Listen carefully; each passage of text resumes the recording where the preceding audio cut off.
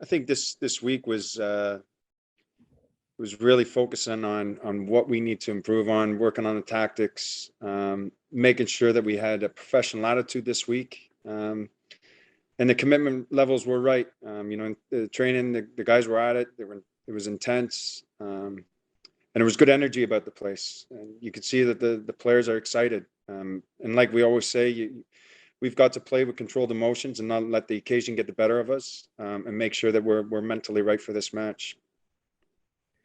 Jimmy, you guys heading in this playoffs are the youngest team there. You guys have probably been the youngest team in the league this year. Just how impressed have you been with this side's growth over the course of this season? Been very impressed. I've said it all along. You can just see them every game. They're growing, they're maturing.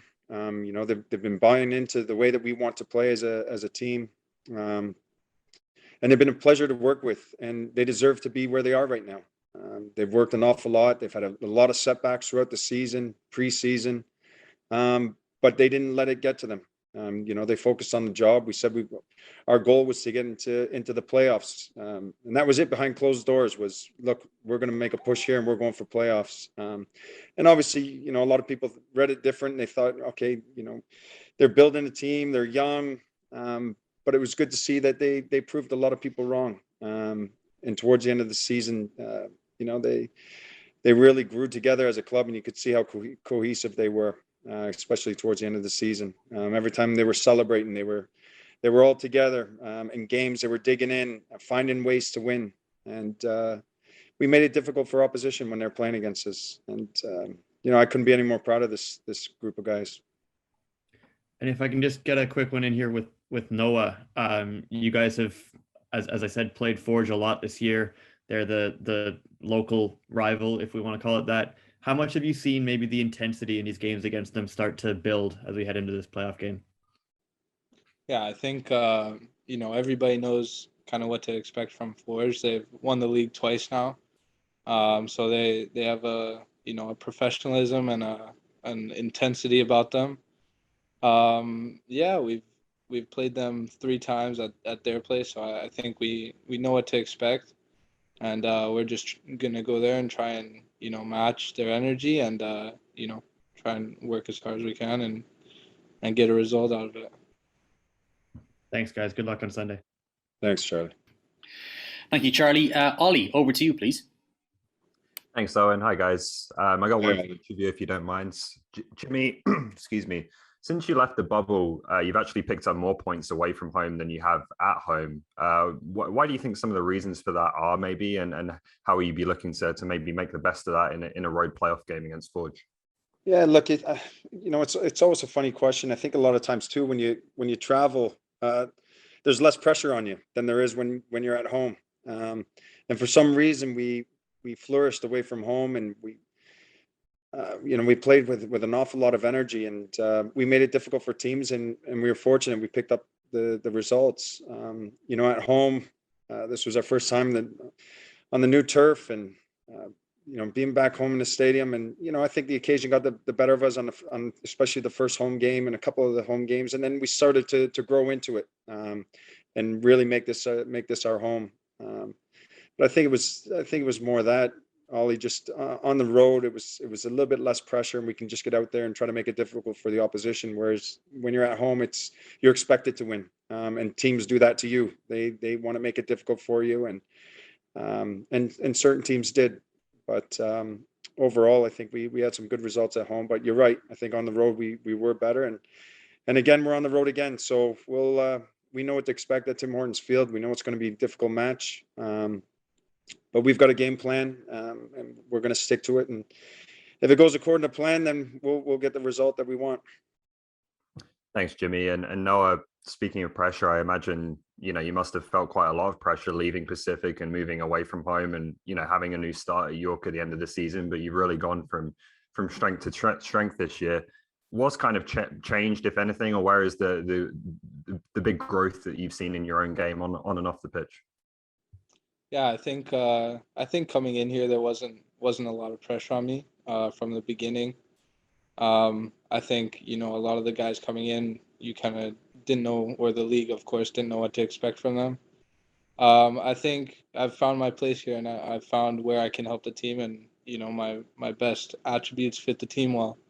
So it's a good fit for me, and with the season I've had, I think I've been able to do my part and help the team, and we've achieved one of our goals, which is great. Thanks, guys. Best of luck at the weekend. Thanks, Ollie. Thanks, Ollie. Michael, I see you, but let's go to Brandon first, please. Appreciate it, Owen. See that you're at the stadium today as opposed to doing these calls from home, which I think we got accustomed to. Look, it's a special time of year. We all have to do our bit, and me dropping by the stadium is just me just putting that extra bit of effort in. Always expected of you, Owen. I suppose. But no, hey Jimmy, hey Noah, how are you guys doing this afternoon? Good. Just one for me, I suppose. Obviously, with this game coming on Sunday, there's a lot of focus being put on the game itself. But I'm just curious whether, and I've been asking some of the other managers this as the days rolled on today. But how do you guys balance, planning and preparing for this game and some of the other back end stuff like scouting for next year, especially as the U Sports Nationals are on this weekend? Just how do you guys manage that balance between the game at hand and some of these other things that the club has to do? Well, for us, the most important thing now is this game against Forge. We're not focusing on anything else but this match, and making sure that we get ourselves right, and we go out there and perform and have a professional attitude. So the rest of the stuff, when the season's done, then we've got plenty of time to focus and look at players that you want to bring in for next season to strengthen the squad. But at the moment now, everything's just on this game against Forge. I'm curious whether, just from an availability standpoint, obviously Cedric will be out on yellow card accumulation, but is everybody else okay from an injury table perspective? Yeah, everybody's fit now.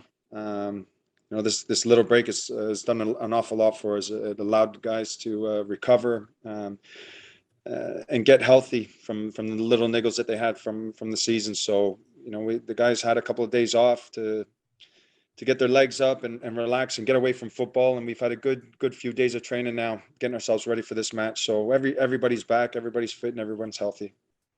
Appreciate that answer there. And then you did sort of preempt the question, but I will just ask it for the sake of it. What have you guys really been focusing on over this 12 or 13-day break between games here? Can't tell them too much, can we? We've been just focusing on ourselves and the task at hand. Without going into too much detail, we've been working an awful lot on the pitch the last couple of days. Just how we want to play, how we're organizing, and that's pretty much it. Would like the question, but the answer is not going to be what you want. No, that's totally fine. Tight-lipped as always, shall we call it? Yeah. Appreciate it, Jimmy. Okay. Good luck on the weekend there against Forge. Thanks. Thank you, Brandon. Tight-lipped is certainly one way of putting it for our gaffer. Michael, you've waited patiently. Over to you. Hey guys. First of all, just a question for both of you. It's obviously been a bit of a weird season. It's been compacted, but at the same time, it's also felt very long. How have you guys kept going and kept the energy levels up? Because I can't imagine it's been easy with injuries and games coming every couple of days and obviously being involved in a big push for the playoffs. How have you managed to keep everything going at the levels that you have? For me, I think like you said, it was very long, very compact.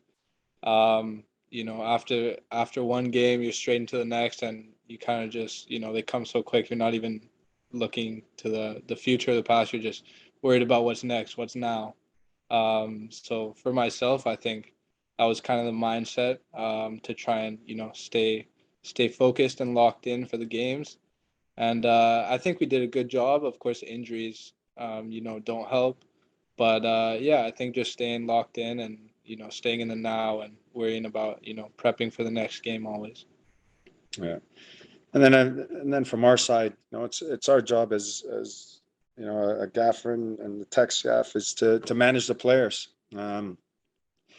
We're constantly talking to them, asking them, how's the legs? How do you feel? You fatigued? And you've got to manage them that way, because a lot of the times they won't tell you the truth, but you try to get them to be as honest as they can, because you want them to maintain those levels, but at the same time you don't want to run them into the ground. And it was difficult for us, and everybody knows we only had 2 weeks preseason going into that bubble, trying to find our feet, and then we came out of it.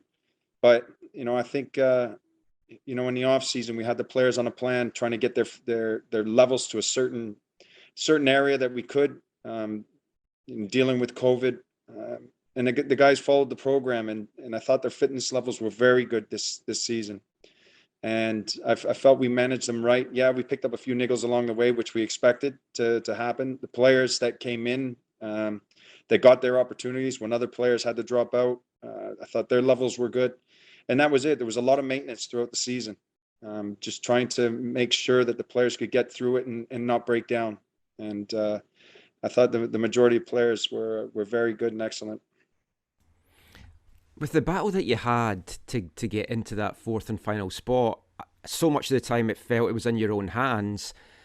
How was that last weekend for you? Because obviously you'd got your game first and then the other games went in your favour. I would imagine you've kind of felt that you've had a playoff mentality for the last few weeks that you're now carrying into the postseason. But how did that all feel for you watching those games play out? But for me and the staff, yeah, it was a nail biter. I thought that game here that we had against Forge, the first one, was I thought was an excellent match. I thought we played some good football. And to be fair, both teams did. We were up 1-0, and I thought we had another couple of chances to bury it and see the game out, but we let them back into the game, and we lost. But we knew we had another game following that.